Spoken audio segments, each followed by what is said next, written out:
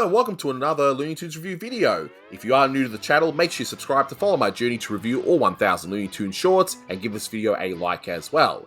So this is a review for Poppin' Pop, and with me today, someone who corrected me on saying the title is my good friend Camden Spees. Say hi. Hi. Because I was saying for the longest time Pop, I'm Pop for some weird reason, but thank you for correcting me, and I know I do sound like an idiot on some of these reviews. You saved me from being an even bigger idiot, so I appreciate that. So, as I mentioned before, this is Poppin' Pop, released on the 28th of October 1950. It had a Blue Ribbon reissue sometime in 1957. It's the 603rd in the series, and it's directed by Bob McKimson.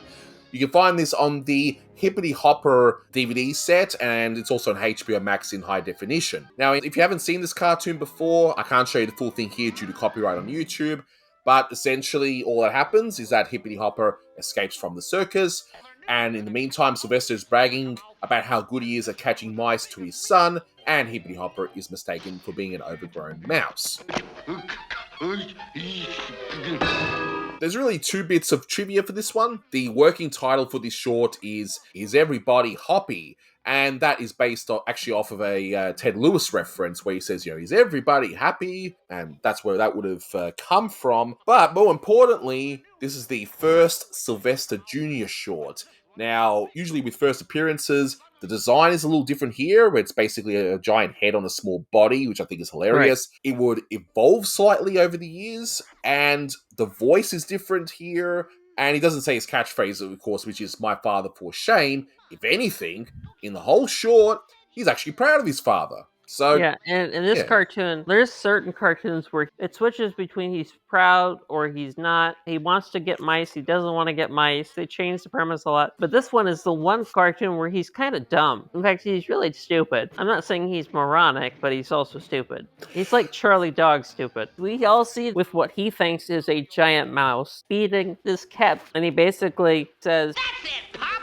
Give him the old one, too!" You're looking at him right now. Do you not see he's fallen to the ground? Yeah, exactly. I guess in this one, he just loves his father a lot. And yeah, and he's more childlike. Yeah, it's like, hey, my father, the mouser, Going through the cartoon itself, I mean, I love the opening. I guess part of this would have been done for budgetary reasons, I don't know, but I still like the look regardless. And that's the opening panning shot of the crowd, how it's all painted. I thought it looked pretty good. It's not as good as what it will be in 5 years when you get Maurice Noble hitting his stride. It's like very, very Dumbo-like. Yeah, complete with the carnival bark of the whole, hurry, hurry, hurry, that kind of opening. There's a very blink and you miss it sign. I mean, I wonder if it's supposed to read, at least the part covering it, is Bugs Bunny in person. The letters look a bit too big for that, but... That would make sense, though. Yeah, but like I said, the letters look a bit too big for it, but still, it's very blink and you miss it, and I looked at some of the other signs, and I think a lot of it's just references to various products it would have had at the time. Well, I think that they're all made-up stuff. It might have been based on something that was in reality, or at least in reality a while back. It's a very classic comedy thing, where it's like the cement gag. Every time the guy gets angry and angry each time. And the last time, it's like the fourth time they jump, they daintily walk around it, trying not to mess up his mess. Because he gets so mad, he's like, and he just stomps all around it, and they're like, we don't want to mess this up, so we're going to walk around it. But it's pretty much a rule of three anyway, and it's nice to see that. Yeah, it can be a rule of 3, it can be a rule of 4, it's around that. That's my favorite gag, when he just says, well, I'm done. And then he gets the trumpet. Trumpet. I love how Hippity Hopper has a mum in this one. Gracie, the fighting kangaroo, and I gotta say, the animation on the character's lovely, and I like how they kept her feminine too. Like, she's doing all this fighting, she's a badass character, but she's got time to put on a little bit of makeup, dust the cheeks off and head out to the crowd. I don't know. I thought it was a nice little touch there. Yeah, I have to ask, do kangaroos look anything like this? Well, as with anything when it comes to animals and cartoons, there's an exaggeration. There's no question there. Obviously, I mean, this looks nothing like a cat either, dude, but...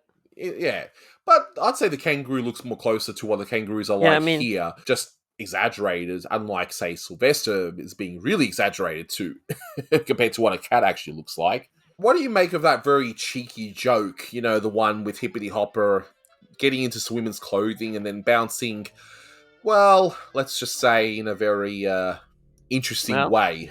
Censors won't pick up a cartoon joke, less likely. Unless it's really out there, like what Clampett's experienced a few times. I would Yeah, think. but even Clampett got away with nearly with referring to the F-bomb, so Mm. in A Tale of Two Kitties, so Yeah. No, exactly. Flipping the bird with the sensors, that kind of stuff.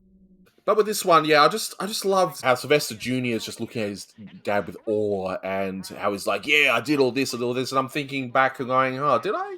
Have I ever done this with my kids?" Saying, "Yeah, I did this, and this," when it was purely an exaggeration. One criticism, I guess, with this one. I mean, don't get me wrong, I like this short. I think it's quite funny. It does take a little bit too long to get started.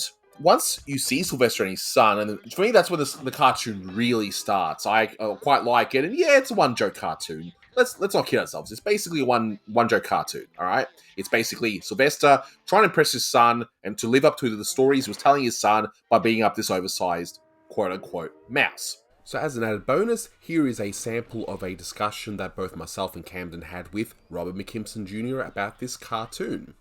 Let's look at Pop I'm Pop, because as I mentioned to you before we started recording, I'm now a dad. I have a son that seems to be about the same age as Sylvester Jr., so I can appreciate these more. I mean, who came up with the idea of Sylvester Jr.? Because it's a fantastic idea.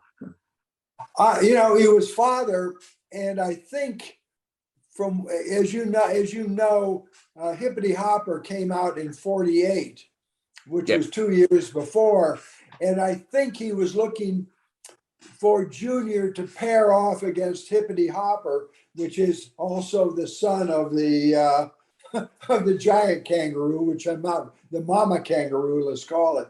So I think it was looking to play off of Hippity Hopper, which was one of his newest characters before Junior. Sylvester, unlike Elmer Fudd or Bugs Bunny or Porky or Daffy, none of the directors were required to make another Sylvester, but Chuck Jones did for a short time, and your dad did, and then they all had like their different flair to it the first few years. It just shows how versatile Sylvester really was as a character. So here, he's a dad. It's such a great idea. Do you know who would have designed Sylvester Jr.? Like, especially this early design with the giant head? I would assume it was father would have done that, because, I worked with my Uncle Chuck, as I say, when I was a franchisee of Warner Brothers, and he used to tell me how they would do things that father would get with his unit, which included Uncle Chuck, say, look, I want to create this new character. Each of you give me your ideas. And then he would take their ideas and his own and put the whole thing together. So I would say in the end result, it was father who created the definitive Junior. And Junior is ashamed of his father quite a bit, because the father can't do anything with the kangaroo. Again, it was the first appearance, putting the three, Sylvester and Hippity Hopper together with Junior, and it was fantastic trio. One other thing I wanted to point out is just the wonderful animation in this. I mean, yeah, this is a one-note cartoon, but wow, the animation really makes this one worth watching, especially in slow motion. You've got the animation of Sylvester, hyping himself up for his son, but then you've also got the really wild animation with Hippity Hopper battling out against Sylvester. It's absolutely incredible. So if your only real exposure to Hippity Hopper are the later ones where the animation budgets were way, way down, I encourage you to give these early ones a look again and look at the animation, as you can see right here.